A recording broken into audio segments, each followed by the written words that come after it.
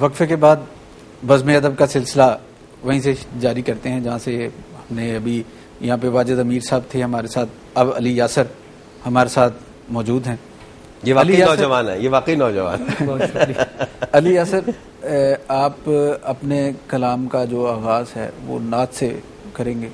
جی میں چونکہ کل 12 ربیع الاول تھی، جی بلکہ ہمارا تو ہر روز ہی ہم سمجھتے ہیں کہ 12 ربیع الاول ہی ہے، ہونا چاہیے.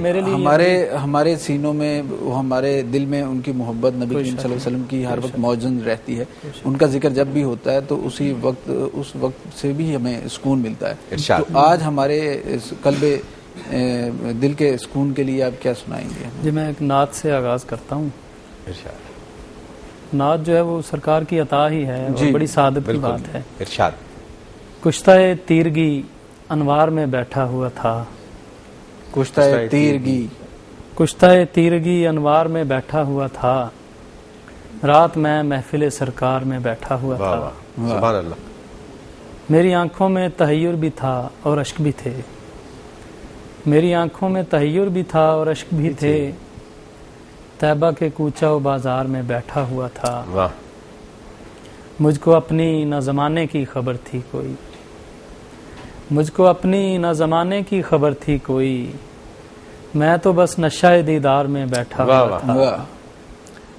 مدحت شافع محشر تھی تصور میں میرے، مدحت شافع محشر تھی تصور میں میرے، کون کہتا ہے کہ بیکار میں بیٹھا ہوا تھا. مدحت شافع محشر تھی تصور میں میرے، کون کہتا ہے کہ بیکار میں بیٹھا ہوا تھا. شعر دیکھیے گا. نام سرکار لیا ہے تو ہوئی ہے تسکین، نام سرکار لیا ہے تو ہوئی ہے تسکین، نام سرکار لیا ہے تو ہوئی ہے تسکین، خوف محشر دل بیمار میں بیٹھا ہوا تھا. خوف محشر دل بیمار میں بیٹھا ہوا تھا. گردش وقت مجھے ایسے مدینے لائی، گردش وقت مجھے ایسے مدینے لائی، جس طرح دائرہ پرکار میں بیٹھا ہوا تھا. گردش وقت مجھے ایسے مدینے لائی، جس طرح دائرہ پرکار میں بیٹھا ہوا تھا. کشتہ تیرگی انوار میں بیٹھا ہوا تھا، رات میں محفل سرکار میں بیٹھا ہوا تھا. علی یاسر، آپ اکیڈمی ادبیات کے جرید ادبیات کے ایڈیٹر بھی ہیں.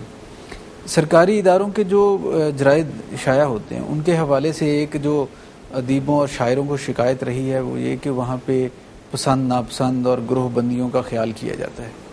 آپ کیا دیکھتے ہیں کہ ایسا ہو رہا ہے؟ اگر ہو رہا ہے تو اسے